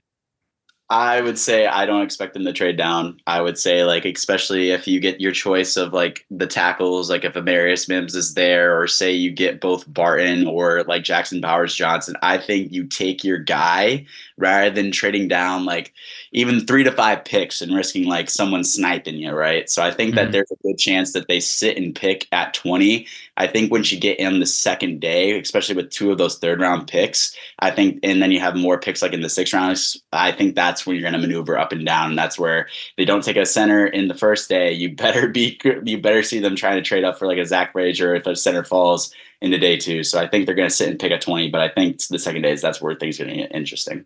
Steven, what do you think about the idea of trading down? I mean, I think the Steelers are pretty good sitting where they are right now. I think they kind of fall in an area where all their needs are depth positions this year. You look at really tackle, you look at receiver, you look at slot corner. There's a good amount of players at each of those positions that there's no real need to trade down. You can kind of just sit there, pick your guy, and then be happy with who it is. And there's going to be a plethora of guys to choose from. Rather, if you trade down, you're not going to have as many names that you could, pick.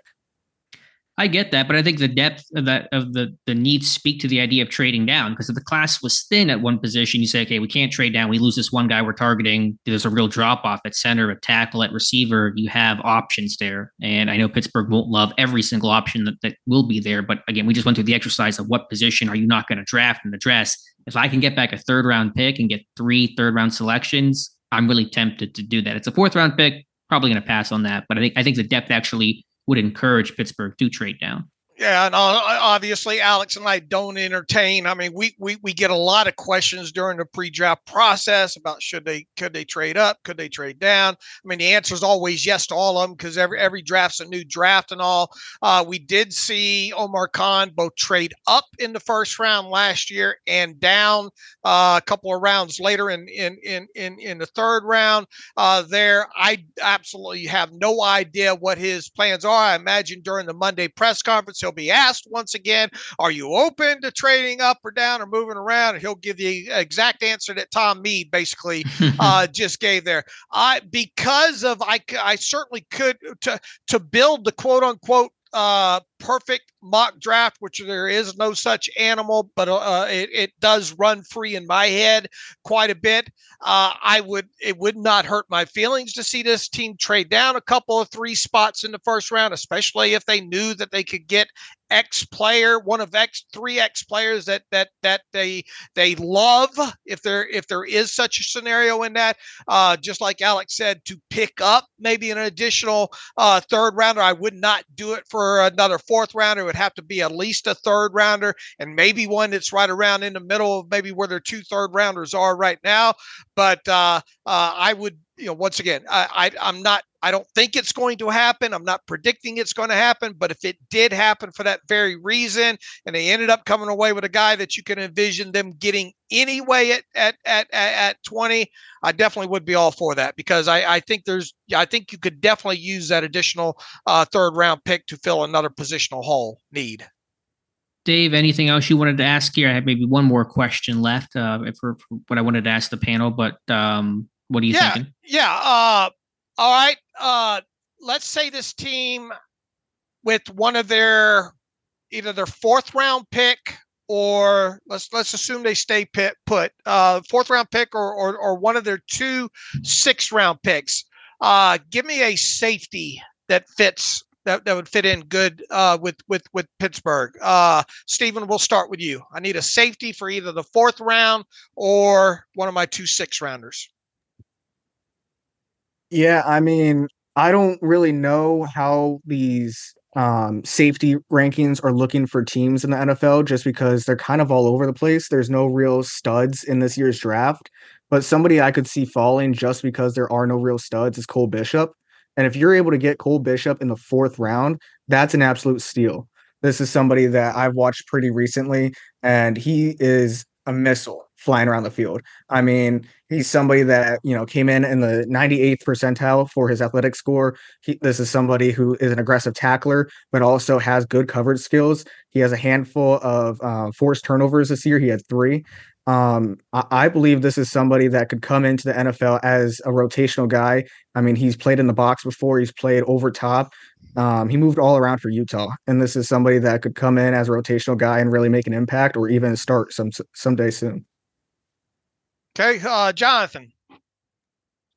Yeah, I think there's just different guys depending on the position that you want. Obviously, safety is a position where you probably won't be looking at anything for 2nd round. But if you're having guys like Bishop, who was he was projected to be like one of the top safeties going into this draft class, into the year, and then kind of fell out of favor compared to a lot of other safeties like Tyler Newman, or I think it was like Kalen Bullock from USC. Those are 2 of the top guys who the Steelers had formal interviews with at the combine.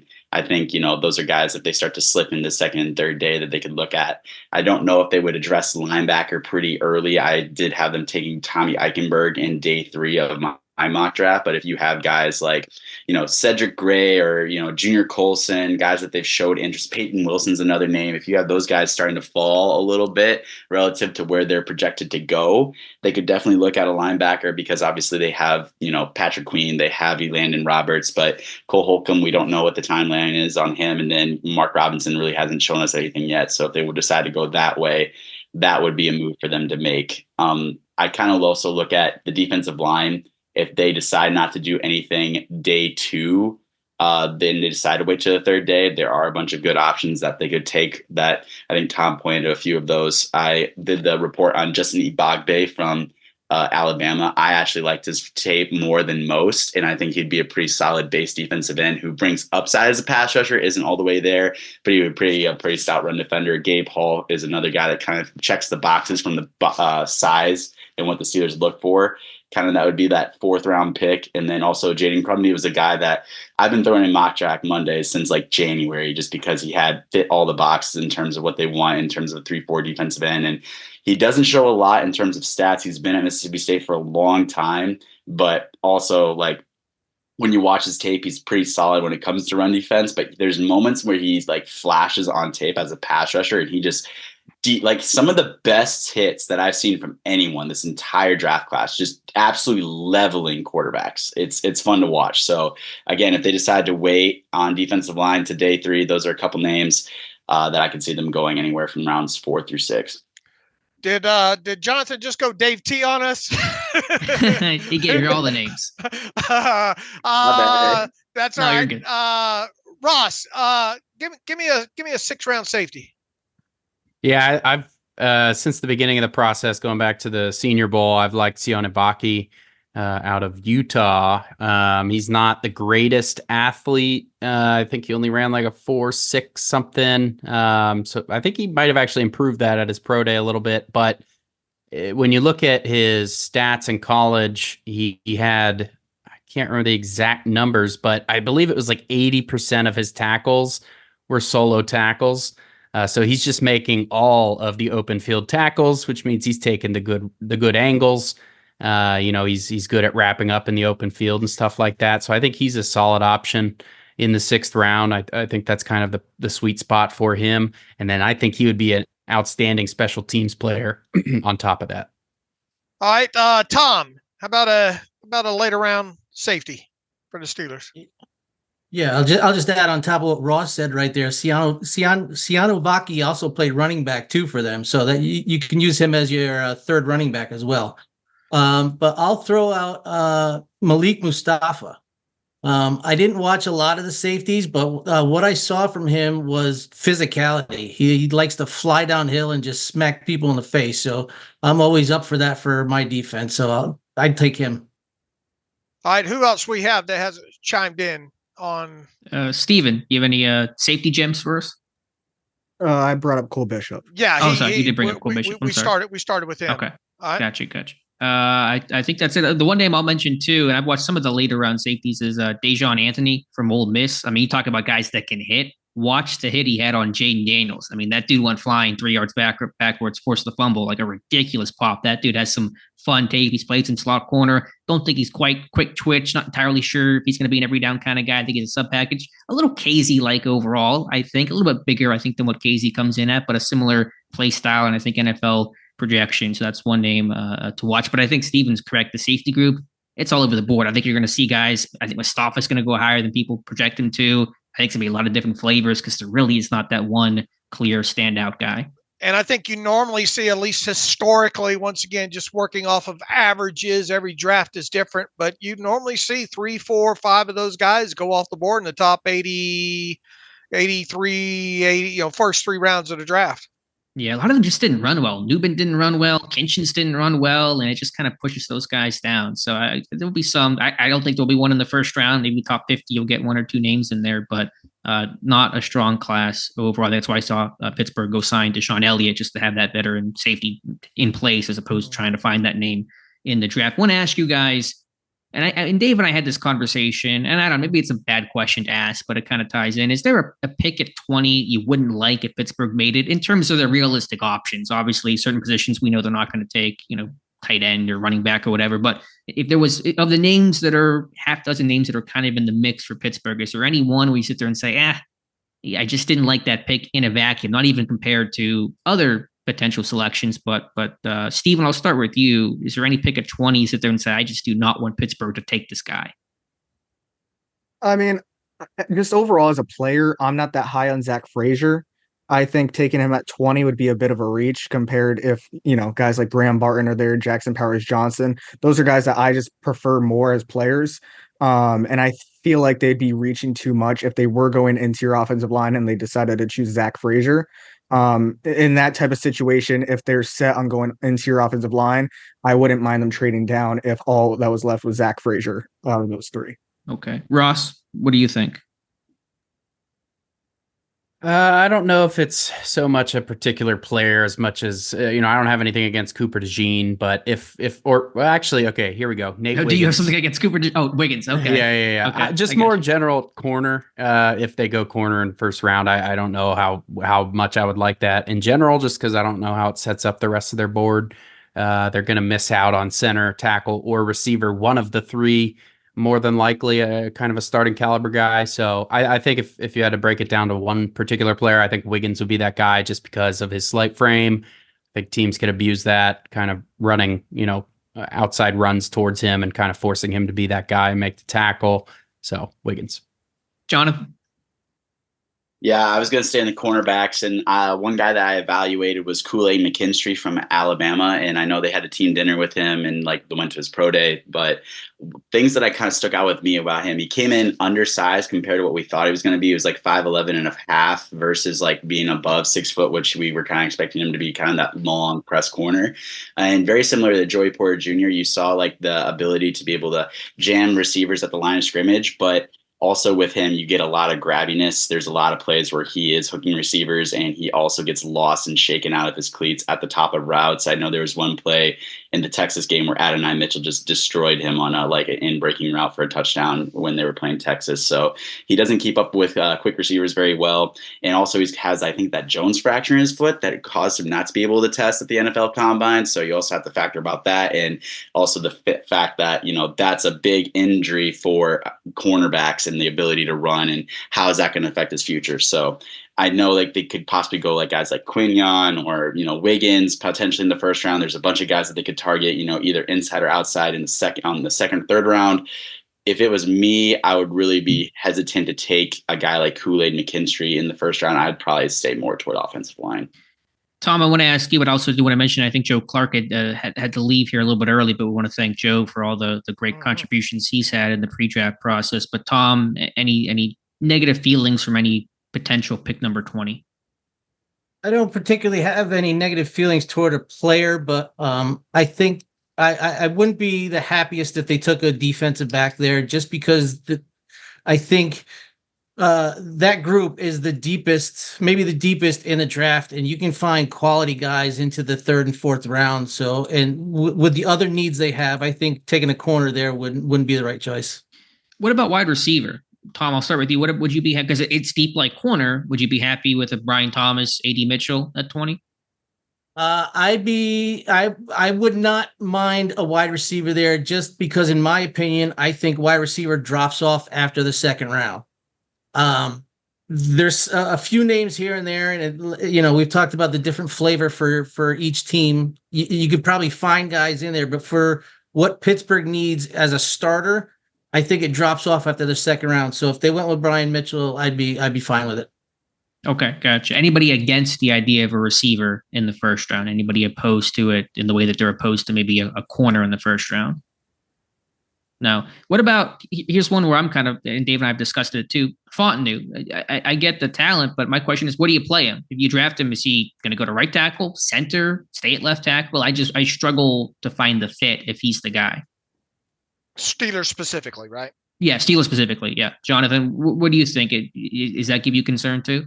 Yeah, I mean, if you draft him, obviously the size is the big thing with him, right? And if you draft him, he's currently the left tackle. You're just going to keep Broderick Jones just at right tackle and just say, hey, he's decent at it. We're just going to keep him there.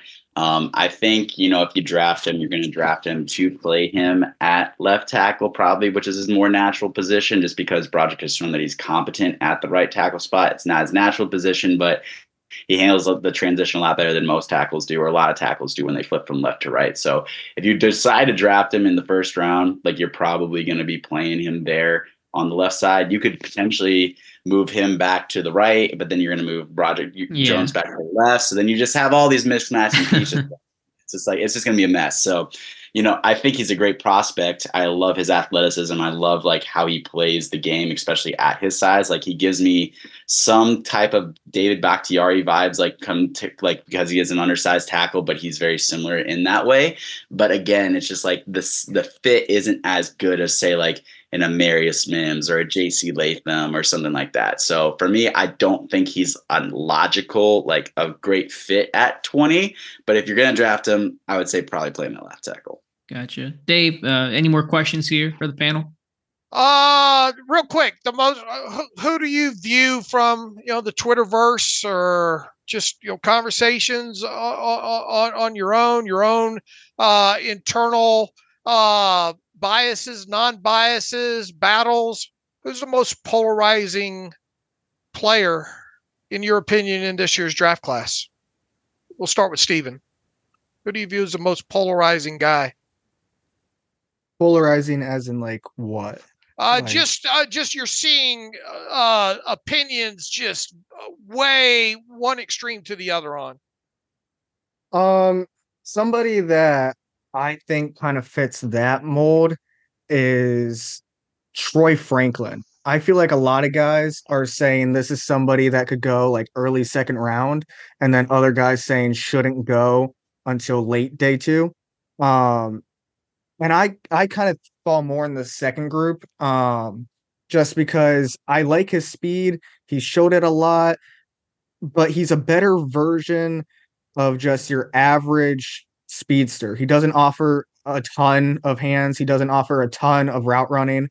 I think he's almost a one-trick pony in a way, but this is just such a deep class that it kind of just pushes him down the board a little bit. My wide receiver 15 personally, and I think there's just better options, especially for the Steelers to go, where you could really benefit from a better route runner. Tom, you get around the the Google and the internets. Who's polarizing? I'll go with Luke McCaffrey. I see there's a lot of people that are very high on him, and they'd like to push the bloodlines, which I push back and say, what about Dylan and Max McCaffrey's bloodlines? What happened to them? especially for Pittsburgh's needs, he doesn't fit what they need because he's got a lot of work to do. But the whole bloodlines thing, it's a good thing when it works, but when it doesn't work, which happens quite a bit, it's something that some people rely on too much. So I hope Luke goes somewhere and does well. I just don't think it should be Pittsburgh. Ross, most polarizing guy, you think? Yeah, I think Florida State Keon Coleman is that guy for me. That's a good one. He just doesn't. He's fast, but he's not necessarily like a natural separator. I didn't stand out to me as being overly good in contested catch scenarios, really. So I don't really know what his calling card is. It seems like some people are putting him, in like the second round range. I've seen him a little lower in the late third, early fourth, even from some people. So I don't know if I would like to see him in Pittsburgh. Josh or Jonathan, who's polarizing to you? I'm going to stay back from my home state and stay in the state of Iowa and go with Cooper DeJean. So there's a lot of people that really debate about his best fit because he is a versatile playmaker. He played both safety and corner at Iowa. He played inside and outside. He's getting projected a lot as an outside corner. And like when I did his film room breakdown for the site, I'd say like he has the prototypical size, he has the speed, he has the ability to play on the outside, but you see that lack of short area quickness to cover quicker receivers at the top of routes, as well as his play recognition in space of the deep ball needs to improve a little bit. So for me personally, like knowing his size, knowing like his ability to play more of that slot, but I would say that he's probably best suited for maybe a free safety spot in the league where, he's allowed to play the ball in front of him. He's able to show off his range going from sideline to sideline. I really wanted to compare him to guys like Kareem Jackson or even Jabril Peppers coming out. Just because they had like similar players, like where they were both cornerbacks in college and then eventually transitioned to more of that safety type. So I kind of see like DeJean in that way. I compared him to Caleb Farley coming out of Virginia Tech, just as another great athlete that, hasn't really done much outside with Tennessee just because he's been dealing with a lot of injuries. But I think DeJean is a guy that, depending on where he goes, like, yes, could he possibly play outside corner? Yeah, but I think his best overall fit is either going to be in the slot or at free safety in the league. All right, did we hit everybody, Alex? I think we did, right? Yeah, I think so. My last couple of questions here, and I know some mock drafts have already gone up on the site here, but Steven, I'll ask you, and really to ask you to complete this sentence. With the 20th pick of the 2024 NFL Draft, the Pittsburgh Steelers select Georgia offensive tackle Marius Mims. Okay, and I assume that's just for the upside factor and obviously all the interest that Pittsburgh has shown in him. Yeah. Okay. And then Jonathan, your mock will have gone up by the time this is recorded. You went with who in the first round? I went with Jackson Powers Johnson. I really debated between him and Amarius Mims. I literally switched out the pick multiple times just because everything like was screaming at me to take Mims or put Mims there because he checks all the boxes.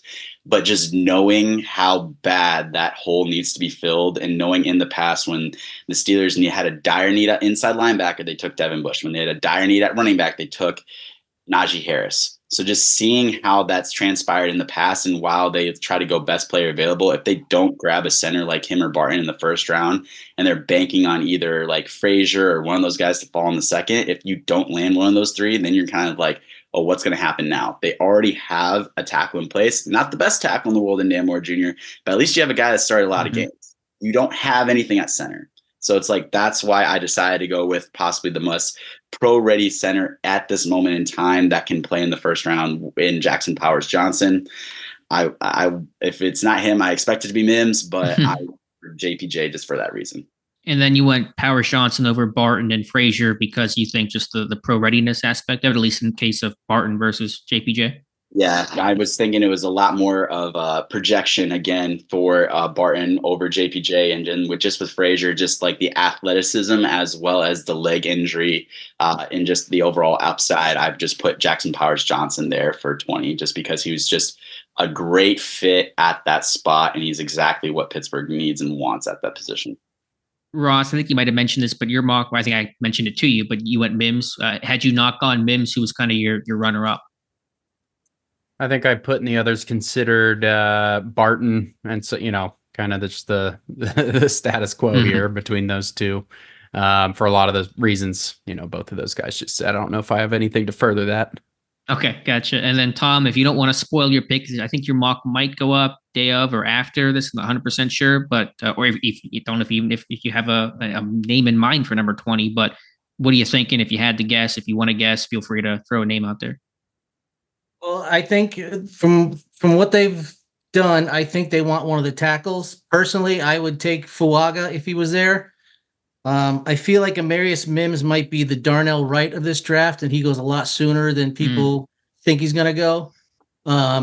And J.C. Latham is the other one. I think it's one of those three. And if those tackles are gone, then it's one of the centers. But I think it's tackle first, then center. Okay, gotcha. Dave, anything else here for the guys? No more questions, Your Honor. We could obviously do this 2 more hours, I think, and address the off the ball linebacker position. But really, with us being able to get so many people on this podcast and today, and so many different opinions, we had to kind of pick and choose what positions we wanted to go at without making this a 4-hour podcast, which I'm down for it. But for time constraint purposes, I will obviously have most of, if not all of these guys back on after the draft. You get a long time in between the draft and OTAs really even start. So we'll get a lot of these guys, if not all of them, back on to discuss the actual picks after the fact. But I had a blast, and I wanted to make this more about these guys that we had on as guests today, as opposed to me and you today, Alex. For sure. Let me ask you guys actually one more question, kind of end how we started. If they don't take a center in round 1, if it is a tackle like Mims, and let's assume for a second they don't or can't trade and get one of those top 3 centers, they're going to draft a center at some point. Who would be that next tier? Who'd be the favorite? Is it Van Pran Granger? Is it somebody else? Because there is a talented group of centers, just guys you just don't know if you're ready to play day one. So Ross, I'll begin with you. If it's not the big 3, Barton, Frazier, Powers, Johnson, who do they ultimately draft? Yeah, that's the tough part. Yeah, when I was putting together my mock, it was like, where do you get a center if you don't get one in the first? Because you did, not there. Who'd you go with at center? Did you end up taking a center in your mock? Yeah, I waited all the way to the 4th to get Mason McCormick, or you can sub that in. I think Josh put Norzad, one of those 2 guys, but. Yeah, I mean that's the tough part, and that's ultimately why I think a trade up in the second round is likely. Jonathan, what are you thinking here if they go tackle in the first round? Yeah, what I was really debating if I went with Mims is like, okay, I wanted to put Frazier in that second round spot, but I'm like, okay, do you really think that he's going to fall there? Are you really going to have to trade up? So if they don't have the opportunity to either trade up or have Frazier fall in their lap, I think it's going to be Van Pran. And something that I've had a lot of fun with over the last few months doing mock drafts was putting Mims in the first round, putting Van Pran probably second. He's kind of in that 3rd round range. So let's just say it falls in the 3rd round, and then taking another Georgia Bulldog and Ladd McConkey in the second. Just hit Bulldogs with your first. I'd just be like, all right, let's make this Georgia University. Right. We already got Darnell. We have Darnell Washington. We have Broderick. Dickens. Let's just draft all the Bulldogs. Georgia offense. Yeah. Steven, what are you thinking? If it's not one of the big 3 at center, who do they come away with? I think there's a real possibility that they just let center keep slipping down the board. If they go tackle in the first and then maybe receiver in the second, and then they just get all these good value picks at positions in need, and they just keep neglecting center. I feel like Arkansas Bo Limmer could be a pick in day 3. There's somebody with good lower body mechanics, somebody who's a good processor, pretty solid age, pretty solid build frame to him. I feel like that's somebody that you can kind of build on and try to get him into that starting position and really fight for that starting position early in his career. Tom, you're a big Bo Limmer fan, right? He is country strong. If he gets his hands on you, you are not going anywhere. So he's a little undersized, but I do like his game. But I'm going to go with Hunter Nerzad. If you can get an Ivy League brain and an NFL body, that's always a win. Ideally, he could you'd want him to sit for maybe half a season and get, acclimated. But, if he's got to come in and start between two veteran guards, I think he'll do all right. I'm with you, Tom. I think if they miss out, it's Norzad because he's from Cornell, went up, played well at Penn State, and they're going to the IQ standpoint of it's that sticking point for a lot of centers, and he can step in right away. And he was what, besides the big three, the only other two centers that came in, or even interior. Well, there was Stephen Jones, but it was Norzad and then McCormick if you project him inside. But he's not. McCormick never played center at South Dakota State. Was he primarily a guard? Right, just like Worth. What's that? 30 some snaps at center. Nothing. Yeah. Okay, so yeah, basically the only center they brought in besides the top three were Norzad, which tells me he is their backup plan. All right, we're going to wrap things up here again. Fantastic job. I know some guys had to dip out. I want to thank our entire team. Again, guys who couldn't be here tonight. I think I forgot to mention Ephraim earlier too, and he did a fantastic job for us. I don't want to forget him, but the entire crew did a great job. As Dave said, we'll have these guys on again after the draft and the picks are in. We can finally talk about who they actually took as opposed to speculating who they might take. So, Dave, any final thoughts here?